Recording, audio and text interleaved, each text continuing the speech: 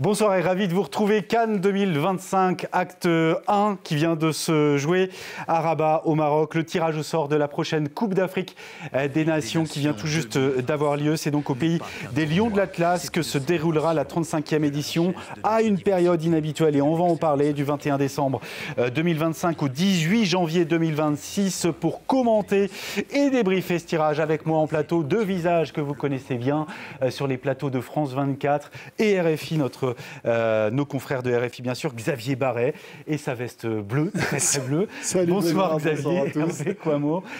Merci à vous deux d'être ici en plateau. 24 pays qualifiés, 24 pays répartis dans 6 groupes de 4. Les 2 premiers de chaque groupe se qualifieront directement pour les 8e de finale. Il y aura également les 4 meilleurs 3e. On a pris un peu l'habitude de cette formule. Le tenant du titre, la Côte d'Ivoire, après un parcours chez elle incroyable il y a un an, un petit peu plus d'1 an. Le Maroc, pays hôte, aux ambitions clairement affiché. Le Maroc sacré une seule fois en Coupe d'Afrique des Nations. C'était en Éthiopie en 1976. Ça remonte. L'Égypte qui détient le record de titres dans une Coupe d'Afrique des Nations. 7 au total pour les Pharaons. Allez, sans plus attendre, on va détailler ces groupes. On va commencer par les 2 premiers, celui du pays hôte, le Maroc. Et on connaît, messieurs, eh bien, l'affiche de la rencontre qui lancera cette 35e édition. Maroc face aux Comores, donc le 21 décembre à Rabat. Ce sera donc le match d'ouverture de cette édition. Oui, c'est une sacrée surprise dans la mesure où le Comore, c'est vraiment le tout petit dans cette compétition. C'est seulement la 2e fois qu'ils vont participer à une phase finale, mais ils n'avaient pas été ridicules lors de la précédente édition, puisqu'au Cameroun, ils avaient surpris tout le monde. Ils étaient sortis de la poule. Bien sûr. Et ils avaient été battus de très peu par le Cameroun, d'ailleurs, dans un contexte très particulier, puisqu'ils n'avaient plus de gardien. C'est un joueur de champ qui avait joué gardien de but. Donc, effectivement, les Comores reviennent avec cette magnifique aventure à vivre, c'est assez étonnant. C'est un entraîneur canadien d'ailleurs qui est à la tête des Comores, Stefano Coussine, et il a fait un parcours assez incroyable dans les éliminatoires, puisqu'ils sont sortis même premiers de leur groupe de qualification devant la Tunisie, la Gambie et Madagascar. Donc c'est quand même une équipe qui a des références maintenant sur le continent, malgré l'étroitesse du pays. Bien sûr. Maroc, donc Comores en ouverture, mais dans ce groupe également, on va le redécouvrir, ce groupe A. Le Mali qui participera à sa 14e phase finale d'une Coupe d'Afrique des Nations. Ce qu'on peut dire sur le Mali, c'est qu'ils sont toujours à peu près là, ils ont toujours un potentiel, mais ils déçoivent à peu près tout le temps aussi, le Mali. Ben oui, c'est vrai que c'est une incongruité quelque part que le Mali n'ait pas encore accroché une Coupe d'Afrique des Nations, parce que c'est un pays qui travaille bien dans sa formation, parce que c'est le pays en net vendeur aujourd'hui en Afrique qui exporte le plus de joueurs. C'est un pays qui a une grosse diaspora, donc qui a souvent des belles équipes, mais qui manque toujours ce petit truc qui va l'amener un peu plus haut, exactement comme en Côte d'Ivoire, où après un match qu'ils ont dominé et qu'ils méritent largement de gagner, ils arrivent à perdre quand même à la dernière minute en supériorité numérique. Donc j'espère pour eux que ce sera la bonne cette fois-ci, mais c'est vrai que c'est depuis leur première participation, c'est anormal, vu tout ce qu'ils ont fait. Vu le potentiel, c'est anormal qu'ils ne soient pas au mais moins... qu'est-ce qui manque, justement, qu'est-ce qui manque aux Aigles pour franchir ce palier enfin, Hervé et Xavier ? Je pense qu'il y a une partie mentale, technique, parce que je ne pense pas que ce soit technique, parce que c'est vrai qu'il leur manque depuis des années un grand avant-centre qui va tuer des matchs, mais je pense que c'est une dimension mentale, comme vraiment ce qui s'est passé l'année dernière en Côte d'Ivoire, eh bien la preuve que c'était surtout mental, parce qu'ils menaient, il n'y avait aucune raison, ils menaient, ils étaient en supériorité numérique, et ils ont quand même réussi à perdre le match. Ils ont eu des belles années dans la Coupe d'Afrique des Nations. Ils sont arrivés en finale. Bon, ça remonte un peu, c'était en 72, mais demi-finale en 2012 et en 2000... En 2012 au Gabon, ouais. 2002 déjà, ils étaient... 2002 chez eux, ils étaient déjà... En 2013 aussi, donc ils ont eu cette période où ils étaient, avec notamment Sédou Keïta comme leader, où ils avaient une équipe très compétitive. Depuis, il y a eu de nouvelles générations qui réussissent notamment dans les compétitions de jeunes, des joueurs qui arrivent à s'imposer dans des championnats européens à un très bon niveau. Mais il manque effectivement ce petit quelque chose. Il y a eu ce changement d'entraîneur avec l'arrivée d'Eric Schell lors de la dernière CAN. C'était bien, c'était intéressant. Mais bon, il est parti. Donc maintenant, on va voir comment ça se passe avec le nouveau coach, qui est bien connu des suiveurs de la Coupe d'Afrique des Nations, puisque c'est le Belge Tom Saint-Fiet qui a été auparavant à la tête de la Gambie, notamment. Donc Maroc-Mali, ce sera évidemment le choc dans ce groupe A. Le groupe B, l'Égypte, je le disais, l'Égypte de Mohamed Salah, 7 fois vainqueur de la Coupe d'Afrique des Nations. L'Égypte qui se retrouve en compagnie de l'Afrique du Sud qui avait surpris un peu son monde en Côte d'Ivoire en terminant 3e donc de la dernière CAN, l'Angola et le Zimbabwe. Messieurs, l'Égypte qui apparemment part quand même assez favori dans ce groupe-là. Ouais.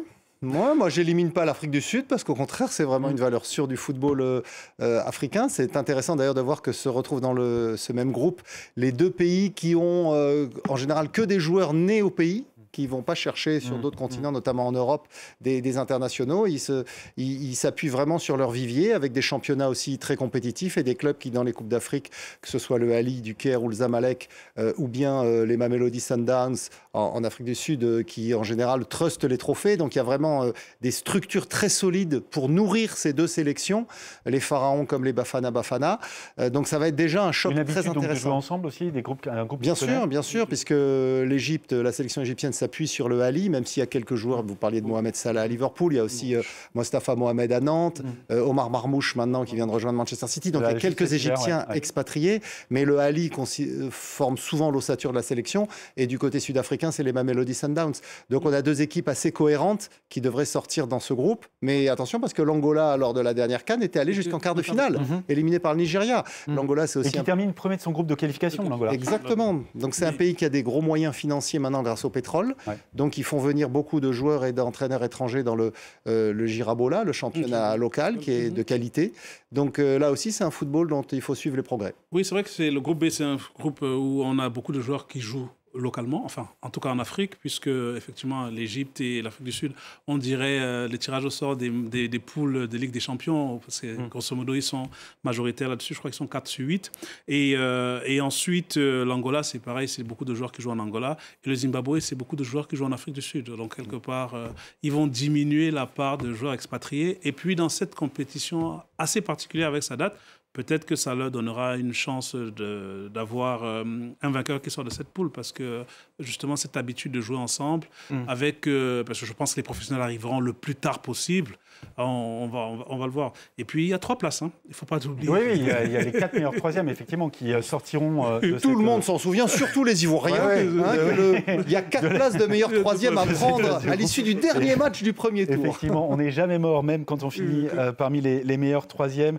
Et les éléphants de Côte d'Ivoire en sont le meilleur exemple. Le groupe C et le groupe D maintenant. Le groupe C emmené par le Nigeria, triple champion d'Afrique dans son histoire. Dans ce groupe C, on retrouve également la Tunisie, l'Ouganda et la Tanzanie. Un mot sur la Tunisie, messieurs, toujours en crise. Il y a eu une défaite aux Comores, non pas aux Comores, à domicile, face aux Comores. Et ça a été un vrai retentissement, une vraie crise un peu nationale. Oui, d'ailleurs, les Tunisiens ont très mal vécu ça. Alors après, ils sont allés faire match nul contre les Comores, c'était en Côte d'Ivoire le match. C'est vrai qu'ils s'étaient fait piéger à domicile. Donc c'est une équipe qui a du mal à se renouveler aujourd'hui. Qu'est-ce qui ne marche pas avec les Tunisiens ? Moi, je pense qu'ils ont les têtes d'affiche qui sont vraiment des joueurs plus que trentenaires, qui commencent à être vraiment usés. Et les problèmes politiques importants en Tunisie et surtout économiques font que maintenant, les grands clubs comme l'Espérance sont un peu moins performants qu'avant. Donc, ils ont moins de joueurs qui sont au très haut niveau international. C'est plus compliqué pour un petit pays comme la Tunisie de constituer une équipe compétitive parce que le réservoir forcément est un peu troublé par tout ce qui se passe. On voit des très bons joueurs tunisiens comme Mohamed Ben Romdan par exemple, qui était un des piliers de l'Espérance de Tunis, qui est parti jouer au Ferencvaros de Budapest et qui d'ailleurs a mis 1 an à trouver ses marques dans ce club. Donc on voit qu'aujourd'hui un joueur tunisien, il va aller chercher un contrat dans un club d'Europe de l'Est plutôt que de rester dans le club phare de son pays. Donc c'est révélateur des difficultés économiques du football tunisien et qui nécessairement se répercutent sur le niveau sportif. Oui, c'est vrai qu'il y a une vraie difficulté au niveau des clubs déjà, puisque je crois que la Tunisie... Ça se reflète aussi au niveau des résultats. Des résultats en compétition africaine. Je crois que la Tunisie a un seul club dans les 16 clubs qualifiés pour les quarts de finale des 2 compétitions africaines. Et puis, contrairement au Maroc et à l'Algérie, il n'y a pas une diaspora d'un très bon niveau pour aller chercher les binationaux. Ça signifie qu'en fait, les même les binationaux qui sont intéressés par la Tunisie sont plutôt des joueurs de second rang. Et je pense que voilà, elle se cherche un modèle parce que pendant longtemps c'était un modèle un peu comme l'Égypte avec beaucoup de joueurs locaux. Et là, elle se cherche un modèle. Elle est entre les deux et donc c'est en grande difficulté. Elle se cherche un leader, mais au niveau également de la gouvernance, on a l'impression, cette Tunisie. C'est vrai que pendant longtemps, le président Chiboub était omnipotent en Afrique. Ça remonte un petit peu maintenant. Et aujourd'hui, il y a notamment en Afrique du Nord, il y a d'autres pays qui sont plus influents. On pense bien sûr au Maroc, à l'Égypte toujours. Donc la Tunisie a un peu perdu de son influence à ce niveau-là. Maintenant, ça reste un pays qui a quand même des références, qui est toujours présent dans les phases finales de Coupe d'Afrique des Nations, de Coupe du Monde. Ils y sont presque à chaque fois aussi. Donc il y a un vécu collectif. Mais ce vécu collectif, pour le transmettre, il faut que les nouvelles générations arrivent. Et pour le moment, elles tardent un peu à percer. Oui, c'est un petit creux de génération, mais je pense que ça peut arriver. Encore une fois, c'est dans un an. Ouais. Là, c'est vrai qu'on se projette sur une compétition qui va avoir lieu dans quasiment 12 mois. Donc, mais je pense c'est vrai que c'est un petit creux de génération. D'ici là, il ne faut pas les enterrer, mais c'est vrai qu'a priori, c'est un groupe plutôt pour le Nigeria, même si le Nigeria lui-même est dans une période assez difficile. On avance, messieurs, avec juste une chose à noter, que dans ce groupe, on aura l'Ouganda et la Tanzanie qui vont co-organiser normalement la prochaine Coupe d'Afrique des Nations. Le CHAN qui a été décalé, qui devait se dérouler là au mois de février. Et surtout la prochaine Coupe d'Afrique des Nations en 2027, avec le Kenya également. Mais donc l'Ouganda et la Tanzanie sont là, et donc forcément on suivra aussi un peu leur progrès pour savoir si ce seront des hôtes qui sont à craindre pour la prochaine édition de la CAN. Et l'Ouganda et la Tanzanie qui co-organiseront donc le CHAN, le championnat d'Afrique des Nations, réservé aux joueurs qui évoluent sur le continent africain, avec le Kenya. Donc ce sera en août prochain. Le groupe D, messieurs, le Sénégal, la République démocratique du Congo, le Bénin et le Botswana. Que dire de ce groupe, à part que le Sénégal partira évidemment favori. Ils étaient dans le chapeau 1.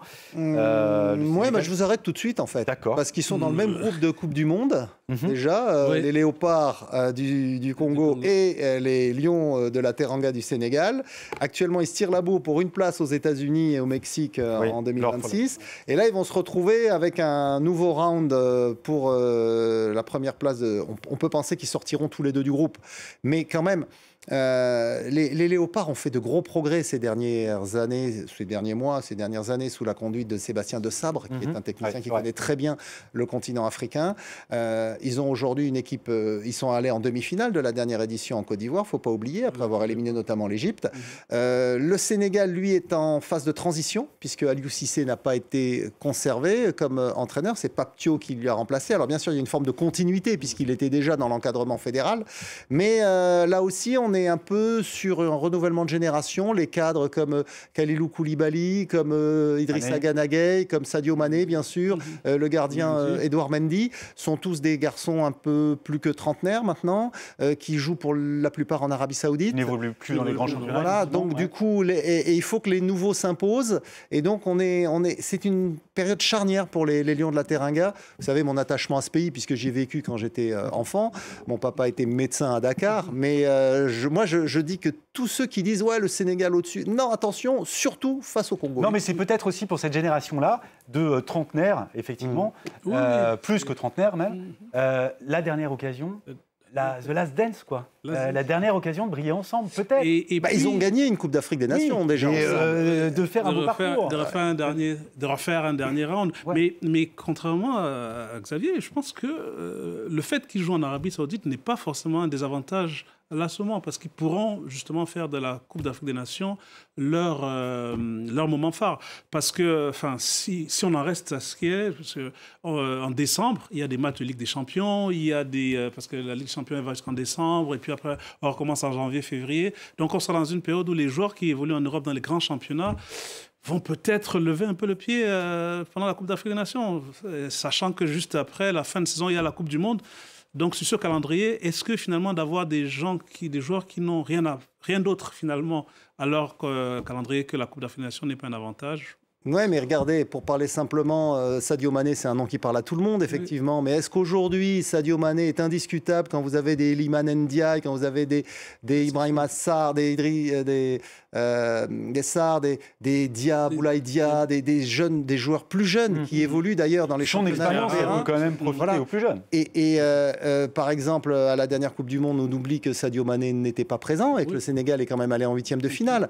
Donc, vous voyez, il y a un vrai réservoir au Sénégal. Il y a une formation de grande qualité, avec notamment des centres de formation comme Génération Foot, comme le Diambars, qui inondent d'ailleurs de bons footballeurs, non seulement le continent africain, mais aussi l'Europe, avec parfois des partenariats comme en France avec le FC Metz. Donc on a d'excellents footballeurs, d'excellents jeunes footballeurs qui jouent à un très haut niveau.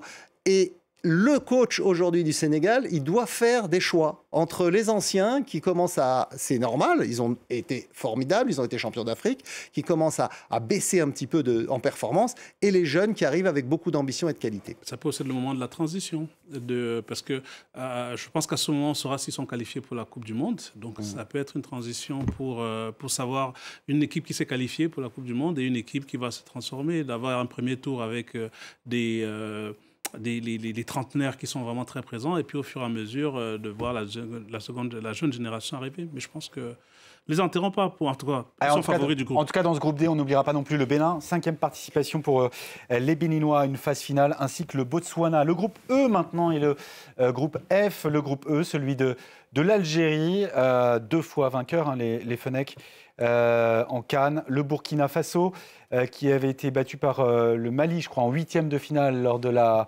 dernière CAN, si mes souvenirs sont bons. La Guinée équatoriale, 3e apparition de suite. Jamais évident de jouer ces équato-guinéens dans une phase finale. Et puis le Soudan. Moi, je dirais, là, peut-être qu'on a le groupe le plus indécis. Oui, clairement. Ou en tout cas, le plus homogène. Là, vous êtes... Voilà, c'est ça. On est vraiment sur un groupe où tout est possible, parce que vous l'avez bien résumé. Le Soudan, malgré la situation de guerre civile, réussit un tour incroyable, c'est-à-dire que les 2 meilleurs clubs du championnat soudanais disputent le championnat de Mauritanie, Al-Mérique et Al-Hilal. Al-Hilal s'est d'ailleurs qualifié pour les quarts de finale de la Ligue des Champions. Et donc les internationaux soudanais qui évoluent dans ces clubs-là restent compétitifs, et la sélection en bénéficie, puisque dans leur groupe éliminatoire de la Coupe du Monde, ils sont actuellement en tête. Donc pour le moment, le Soudan, c'est pas une équipe à éliminer complètement. La Guinée équatoriale, on sait, c'est une équipe d'Espagne bis. Oui. Non, mais c'est vrai. Avec effectivement... Non, mais ça joue, moi, je me rappelle des matchs. La dernière fois que j'ai fait, c'était au Cameroun. Ils jouent contre l'Algérie. Ils jouent avec, sur les 26 sélectionnés, je crois qu'il y en a 17 ou 18 qui sont nés en Espagne, qui ont donc de réelles qualités techniques, qui jouent très très bien au football. Alors, c'est pas des top joueurs, mais ça fait une vraie équipe qui est souvent compétitive. Et puis le Burkina Faso, c'est pareil, les étalons, c'est une vraie équipe de football avec des très bons joueurs. Ils sont souvent performants à la Coupe d'Afrique des Nations. Parfois, ils tombent, vous l'avez rappelé, dès les 8e de finale la dernière fois, mais ils avaient été dans le dernier carré la fois d'avant au Cameroun. Donc c'est une équipe, le Burkina Faso, qu'il ne faut jamais éliminer, qui n'a jamais gagné la CAN et qui voudrait bien la gagner. Et l'Algérie, Hervé, qui, on le disait lors de la dernière CAN, va forcément être revancharde, puisqu'elle avait été éliminée au premier tour au Cameroun, alors qu'elle était tenante du titre, on s'en souvient. Bis repetita l'an dernier en Côte d'Ivoire, éliminée à nouveau au premier tour. Il n'y a pas eu de victoire des Fennecs lors d'une phase finale de CAN depuis leur titre. Leur finale contre le Sénégal. C'est vrai que l'Algérie est en Coupe d'Afrique des Nations dans un vrai creux, parce que c'est un manque de performance, là aussi, pour ne pas avoir su renouveler le groupe, parce que le groupe des champions d'Afrique est allé a continué très longtemps. Mais là, sur les éliminatoires de la CAN et les éliminatoires de la Coupe du Monde, on voit bien Petkovic est en train de faire un travail de redynamisation de cette équipe. Donc, ils arrivent, j'espère pour eux, avec une possibilité de faire des résultats. Mais pour moi, quand même, le Burkina Faso est le favori de cette compétition. Et parce que pour moi, logiquement, ce groupe, l'Algérie n'aurait pas dû être tête de série, mais bon, comme c'est des systèmes dans lesquels c'est le classement FIFA qui est prédominant, parce que sur ces derniers résultats, l'Algérie ne méritait pas ça. Mais dans son groupe éliminatoire de Coupe du Monde, ils sont en tête. Hein. Oui. L'Algérie, ils ont tout gagné. Donc, oui, dans l'Algérie, oui, mais je dis, Enfin, si on comprend, sur une compétition, quand même, doit tenir compte des résultats de la compétition. Ça fait deux compétitions qui ne font pas plus mieux que le premier tour. Ils sont tête de série. Ces façons de désigner les têtes de série, là, ça se base sur le classement mondial FIFA qui intègre les résultats sur les 4 dernières années, mais qui donne plus, effectivement, un coefficient supérieur aux résultats de la dernière année. Oui. Et puis au match officiel. Enfin, il y a tout un tas de systèmes de critères qui ne reflètent pas réellement la compétition elle-même, qui est la Coupe d'Afrique. Par rapport à la Coupe d'Afrique des Nations. Et il y a une spécificité aussi à la Coupe d'Afrique des Nations, on ne va pas se le cacher. Le dernier... Attends, juste une chose sur l'Algérie, c'est que la compétition a lieu au Maroc. Ouais. Quand on connaît les relations entre les deux pays, on sait qu'ils ne seront pas du tout à domicile. On ne sait pas encore s'il y aura une confrontation entre les deux équipes, mais c'est vrai qu'effectivement, les relations entre Marocains et Algériens sont ce qu'elles sont en ce moment. Le groupe F, le dernier groupe qui vous intéresse particulièrement, Hervé, on va y passer 25 minutes. Le Cameroun, 5 fois champion en Coupe d'Afrique des Nations. La dernière fois, c'était bien sûr en 2017. En compagnie du tenant du titre, la Côte d'Ivoire, et ce parcours miraculeux il y a un an chez eux, les Ivoiriens, les éléphants, le Gabon et le Mozambique. Que dire de ce groupe? Je vous tends le micro, Hervé. Mais finalement, peut-être que c'est ce fameux groupe de la mort, parce que c'est vrai qu'on avait du mal à le voir, mais c'est vrai que sur le plan sportif, le Gabon est un petit peu en retrait. Le Cameroun a une équipe aujourd'hui en transition, mais finalement, derrière ça, il y a toujours une forme de recherche de leadership entre Cameroun et Côte d'Ivoire qui va se perpétuer. Et le Gabon ne vient jamais en victime expiatoire contre le Cameroun. Donc, quelque part, on est sur un groupe qui peut être plus dur qu'il n'y paraît sur le papier. Et le Mozambique a démontré l'année dernière qu'ils avaient une belle équipe, assez joueuse. Je crois qu'ils ont fait quart de finale, si mes souvenirs sont bons. Ils ont fait quart de finale, le Mozambique. À la dernière CAN. Ah non, ils sont éliminés au premier tour. Mais bon, c'est l'Angola qui était en quart. Ah oui, c'est l'Angola, j'ai confondu. Le Mozambique, oui, ils ont une équipe qui est intéressante, mais qui fait que deuxième de sa poule en terminant devant la Guinée-Bissau et les Svatini, l'ancien Swaziland. Donc, ce n'est pas une équipe tellement redoutable. Mais franchement, cette affiche Côte d'Ivoire-Cameroun, je partage l'excitation de Hervé Kouammo. Bien sûr, mais c'est l'une des affiches du premier tour. C'est clairement l'affiche du premier tour avec Sénégal, RDC et Égypte Sud. Voilà, c'est les Nigeria-Tunisie. Moi, j'avais retenu Maroc-Mali, quand même. Maroc-Mali, oui, mais bon, le Maroc, à mon avis, sera tellement au-dessus, au moins au premier tour, que bon... Il y a la pression, Oui, mais bon... Avant de revenir très brièvement avec vous, Xavier, sur ce groupe F, à quelle ambiance s'attendre justement dans les stades marocains lors de cette CAN? Ça va être très intéressant. Parce que le public marocain sera là pour son équipe nationale, pour les Lions de l'Atlas. C'est souvent le cas dans les CAN. Est-ce que justement le public va venir pour les autres matchs? C'est ce qu'il faut absolument. C'est ce qu'on souhaite. Après, on sait que c'est compliqué pour beaucoup de supporters des pays d'Afrique subsaharienne, notamment, de venir jusqu'au Maroc. C'est un long voyage. C'est compliqué aussi pour les Algériens pour les raisons politiques qu'on évoquait. Donc, du coup, il faut vraiment qu'il y ait des supporters de tous les pays qui viennent. Alors, on sait aussi qu'il y a des communautés importantes en Europe qui pourront venir d'Europe pour soutenir leur... C'est vrai que le fait que ce soit en décembre, ça peut être un frein, mais à la fois, ça peut aussi être une occasion pour, notamment pendant la fenêtre des vacances scolaires, pour déplacer les populations qui viennent d'Europe. Mais il y a aussi beaucoup d'étudiants africains au Maroc, surtout à Casa. Donc ça dépendra effectivement. En tout cas, je pense qu'il y aura quand même des supporters. En tout cas, cette CAN, c'est une vitrine pour le Maroc. C'est la répétition générale de la Coupe du Monde. De la Coupe du Monde 2030 qu'ils co-organiseront, les Marocains, avec les Espagnols, les Portugais et les Uruguayens, puisqu'il y aura le match d'ouverture en Uruguay. Il y aura 3 matchs d'ouverture dans 3 pays d'Amérique du Sud. Oui, donc c'était le centenaire de la Coupe du Monde. Mais pour la deuxième fois de l'histoire, des matchs de Coupe du Monde seront organisés sur le continent africain. Absolument, et le Maroc va avoir une partie très importante de la co-organisation. Avec un stade Hassan II. Le nouveau stade à Casa, oui, absolument. On parle de plus de 100 000 places. Exactement. Bon, là, de toute façon, on va déjà avoir des très beaux stades, puisque le Maroc est déjà bien équipé, mais il va y avoir des stades assez beaux. 9, on parle de 9 stades. 9 stades. Et d'ailleurs, ils l'ont annoncé hier, civil, 9 stades. Pourquoi ? Eh bien, pour ne pas enchaîner 2 matchs de suite le même jour sur la même pelouse, et préserver ainsi les pelouses et donc améliorer la qualité technique, en théorie. Voilà, donc, et il y aura justement des stades de capacité à moindre, puisqu'il y a un stade, je crois, de 18 000 places. Donc effectivement, s'il y a des affiches avec des équipes, notamment d'Afrique australe, où il y aura peut-être peu de supporters, ce ne sera pas tellement gênant en fait, d'avoir des stades de moindre capacité. Non, ce qui est sûr, c'est que ce sera une belle compétition. Le Maroc a l'habitude. Et puis finalement, il y a déjà beaucoup d'équipes africaines qui jouent au Maroc, puisque, il faut le rappeler, il y a à peu près la moitié des équipes africaines qui ne jouent pas à domicile en ce moment. Donc il y a une habitude et donc finalement, beaucoup d'équipes évolueront à domicile au Maroc.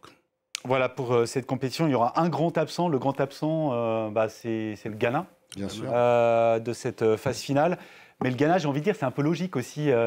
On est sur une pente descendante depuis des années. On a l'impression que le Ghana s'est reposé sur ses acquis depuis ce fabuleux parcours en Coupe du Monde en 2010 et n'a cessé de décroître. Oui, le Ghana décroît depuis, n'a plus de résultats. C'est une lente descente aux enfers, mais c'est terrible parce que c'est un pays qui produit toujours de beaux joueurs. Mais je pense qu'ils ont eu du mal, effectivement, à faire partie, notamment les frères Ayou et puis toute cette génération. Mais ils étaient à la Coupe du Monde, la dernière Coupe du Monde. Oui, de la dernière Coupe du Monde. Mais là aussi, sur une erreur, c'était sur les qualifications, un dernier match, une erreur. Sur un barrage contre le Nigeria, 2 matchs nuls, 1 au Nigeria, 0-0 au retour. Sur une faute du gardien nigérian. Voilà, donc, mais bon, ils y étaient quand même. Donc ça prouve que le réservoir ghanéen reste un réservoir intéressant, mais probablement il n'est pas très bien managé actuellement. Ils avaient fait appel à un entraîneur qui avait fait ses classes à Dortmund, un germano-ghanéen, qui avait réussi à tirer le meilleur de ce groupe. Mais voilà, il faut continuer sur la durée. Pour le moment, il y a peut-être une crise de gouvernance. Et puis juste un truc, parce que je pense que c'est Eric Oberson qui a œuvré intérieurement pour que le Ghana n'y arrive pas, pour conserver son titre de joueur ayant joué le plus de matchs, parce qu'André Ayou pourrait le dépasser. Messieurs, le mot de la fin, je vais vous demander votre favori et pourquoi c'est votre favori. Je sais qu'on se projette quand même un peu loin, mais c'est dans un an. Xavier. Bon, le Maroc à domicile, avec quand même une très très grosse équipe, beaucoup de jeunes joueurs de talent, l'expérience de la dernière Coupe du Monde. Ouais, le Maroc. J'aurais dit le Maroc, mais puisque vous avez dit le Maroc, je vais dire l'Égypte. Parce que il y a une continuité des résultats aussi des Égyptiens. C'est vrai qu'il a une petite crise. Et finalement, Mo Salah n'a pas gagné la CAN. Non. Et, une finale. Il a fait 2 finales, je crois. 2 finales, plus 2017 et 2022. Ouais. Mais il ne l'a pas gagné. Et c'est peut-être la dernière occasion pour lui de la gagner. Égypte et Maroc, on verra si les routes de ces 2 sélections se croisent et à quel niveau dans la prochaine Coupe d'Afrique des Nations qui se déroulera, je vous rappelle, du 21 décembre 2025 au 18 janvier 2026, des dates inhabituelles, puisque la Coupe du Monde des clubs est obligée, est passée par là, qui se déroulera au mois de juin, a donc obligé les organisateurs de la CAN à déplacer leur compétition à ces dates inhabituelles. Merci à vous, messieurs, de nous avoir rendu visite ce soir pour commenter ce tirage au sort. L'info se poursuit sur France 24. On vous retrouvera évidemment et on aura le plaisir de vous retrouver pendant toute la durée de cette 35e Coupe d'Afrique des Nations. À suivre le JTA.